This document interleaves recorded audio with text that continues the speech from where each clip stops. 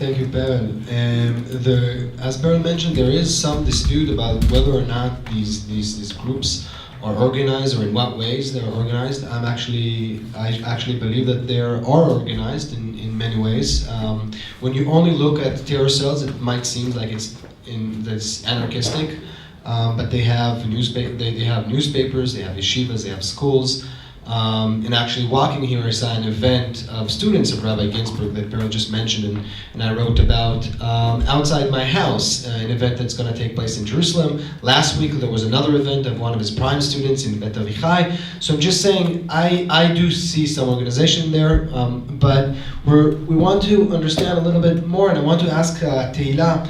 We saw the numbers that are just above us, that according to the Shin Bet report, there were 420 price tag attack, and in 2013, 3028, and in 375 in 2015. And I want to be very careful here with my words, and underline that those vigilantes do not represent by no means religious Zionism at large, but they do often come from schools and families and communities and villages that predominantly identify as belonging to religious Zionism. And even though they do not represent the settler movement or all settlers, and again I want to be very stress this qualification, it is true that spending time in the West Bank is almost always a feature of these attackers. So I want to ask you, who are those youngsters who participate in this violence, and who are their rabbis, who are their leaders? It's a good question whether it's true that it's always around the settlements. Abu Khader, for example, were three, I don't know if you can say ultra-Orthodox, but coming from ultra-Orthodox background, like the murderers. And they were Jerusalemites. Breaks my heart to say that. They were Jerusalemites, Bet Shemesh, no, part and part. The head was the kids of Lehava. Lehava is it's an Israeli Ku Klux Klan, basically. Every Thursday they would stand in Zion Square and shout, you know. Beat up Arabs. Yeah, beat up, that's a good day. Are they around settlements? I'm not sure. I think there is a mix here. There are people who are just coming from, so like at-risk kids. Someone used them. And there are kids who were, you know, out of school, out of this, and the systems don't get to them, and like at-risk kids everywhere, I think. But there are people who are more ideological, more organized, and that's around settlements. Now, who are they? There's expression, we call them Chavakuk. Chavakuk is a Chabad, Kuk, and Breslev. Those are three religious streams. One is Chabad, you know. Second largest Jewish organization in the world, probably, after the State of Israel. Yeah, maybe. And more, and richer, I think. Arav Kuk I mentioned, and Breslev. Breslev is Old Chassidut, Rav Nachman.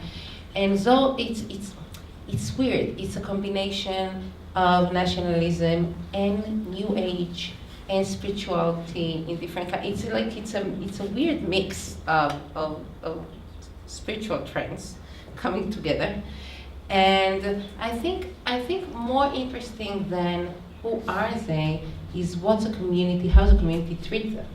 That was actually my next question. Yeah, because who are they? Sometimes they come from, you know, good families from the mainstream. Sometimes it would be, and you can I guess describe better.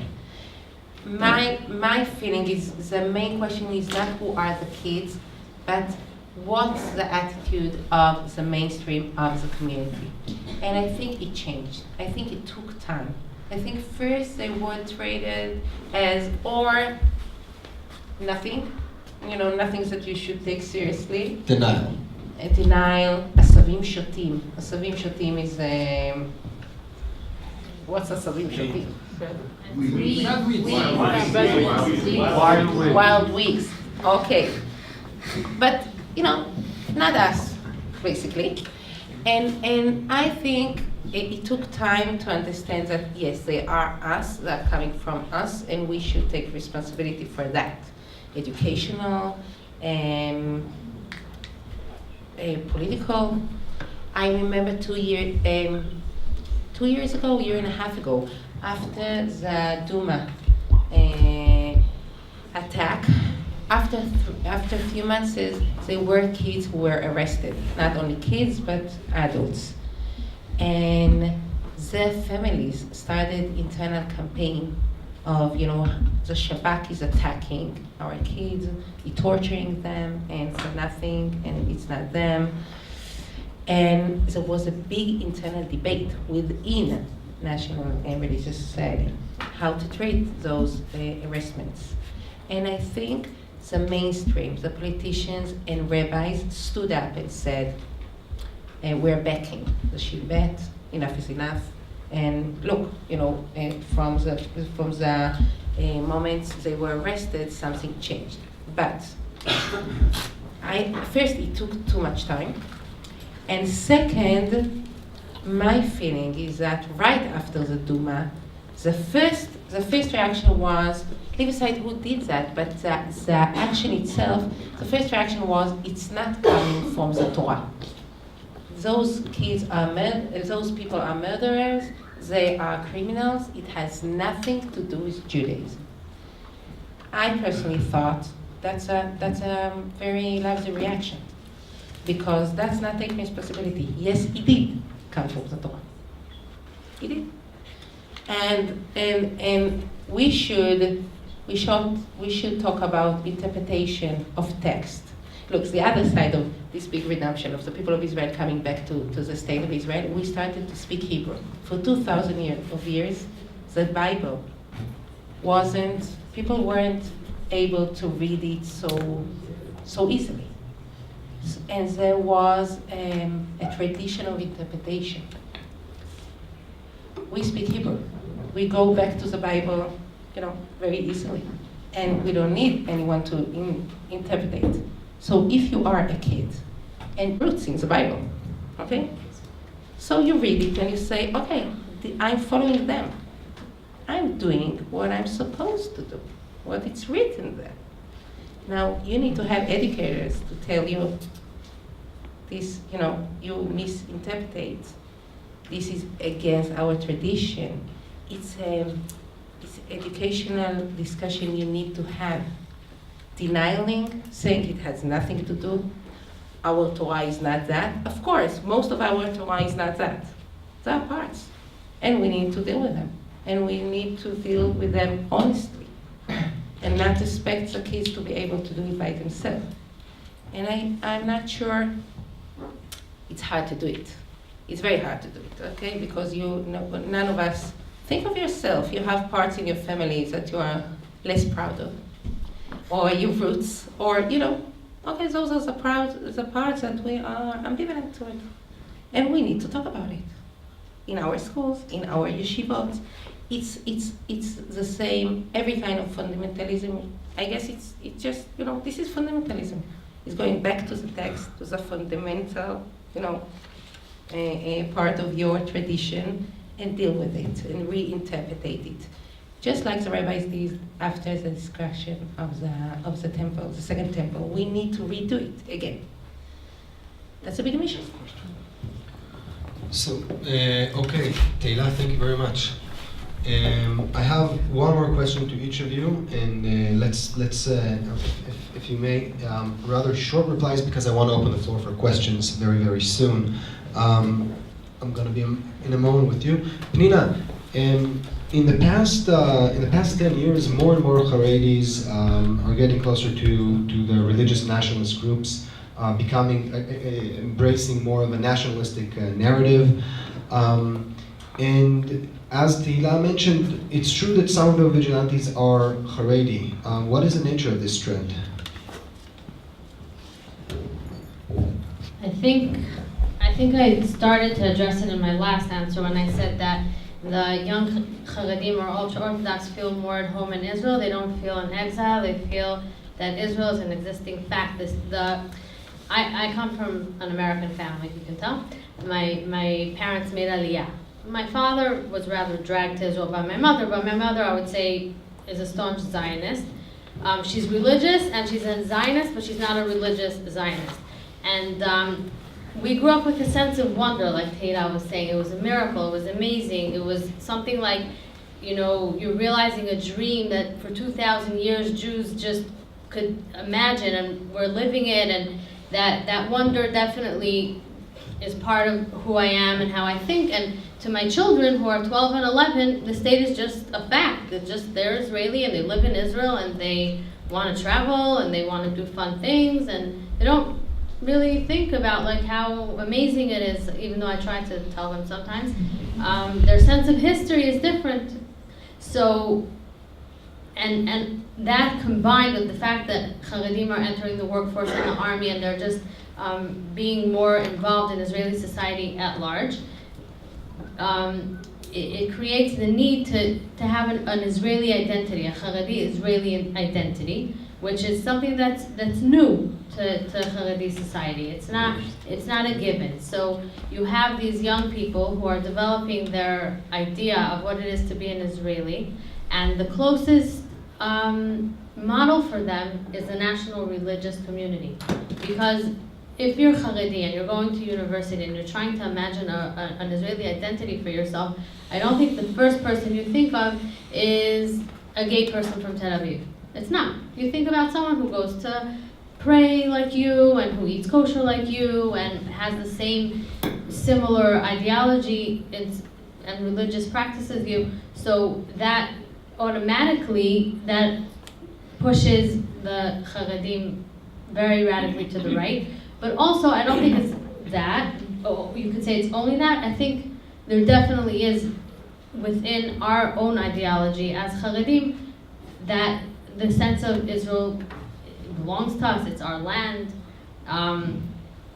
It's not somebody else's. It was given to us by, so all those things coming together definitely create that movement that you're talking about. There. So maybe I should have mentioned before, but Pnina here came to save us in the last minute because Eli Bitan, who was supposed to be speaking here, is home sick, but we're very, very, very, very delighted that you came here today. But I'm mentioning this because in my conversation with Eli, he told me that when he was 17 or 16 years old, he was had to leave his house because he was no longer Haredi or religious in the same way that his parents wanted him to be, and he found himself in Zion, in Kikar HaChatulot, the Cat's Square in Jerusalem, where some people would offer you free drinks, free alcohol to come to a settlement, and he said that before you know it, you'd be hearing things that are abomination of sorts about very, very, very, very racist and violent ideology. So what he's describing is actually rather prevalent, and I want to ask you, Perle, so who are those youngsters, and what is the sociologist's point of view on this trend? All right. So maybe I'll just start by explaining how I got to that subject. No, but that's going to be brief, and that will answer your question. Basically, the way I got to the research that I'm doing now is because for 3 years I volunteered in the city center in the Kikar HaChatulot in the Cat's Square as a youth counselor for extreme risk youth in the city center with many youths who would drug themselves, drink a lot, do all the kind of things that youth that are lost do. In 2014, it took also the patterns of looking for Arabs that you could beat up before you came to have a hot meal at the center. But basically, following one of these youths, I ended up meeting the first group of hilltop youths that I had ever met. And I think that answers part of the question. There is no doubt that there is a group of youth that considers itself the elite of the elite. They're the pioneers of the settlers, right? They're the staunchest, most active supporters of Jewish redemption and of bringing the kingdom of the Messiah and all of that. That's no doubt. And they're organized and they come from outposts throughout the West Bank, and that exists. And then you have the wider community of people who take active part in Jewish violence in Israel, who see them as maybe an inspiration, but they come from the exact opposite background. They come from the lowest point of Israeli society, from sometimes the less ideological point of Israeli society. They're lost. Their socioeconomic background is very low. They end up in Kikar Hatulot, they end up in the Cat Square sometimes, and they're looking for an identity. And then you have the nice people from the Hava, the Jewish supremacy groups, who come and tell them that Jewish identity is being proud of who you are, and Jewish girls are for us. And there's this whole like hormonal, teenagery kind of atmosphere that joins together, and then you find them with banners, pro-price tags, and demonstrations. You find girls with miniskirts walking through the city center, calling for nekama, for revenge. You found all these kids who really don't look like the mainstream settlers, and definitely not like the Chavakuk settlers, definitely not like the ultra-Orthodox, who just join in because they're looking for something to hold on to, and that's something that's easy to hold on to. Hate is always easy to hold on to. And so really have like a whole, it's a nebulous pattern. Of course you have organized cells, but this is a phenomenon. It's not a network. And I think that this is something that's important to keep in mind when we look at that.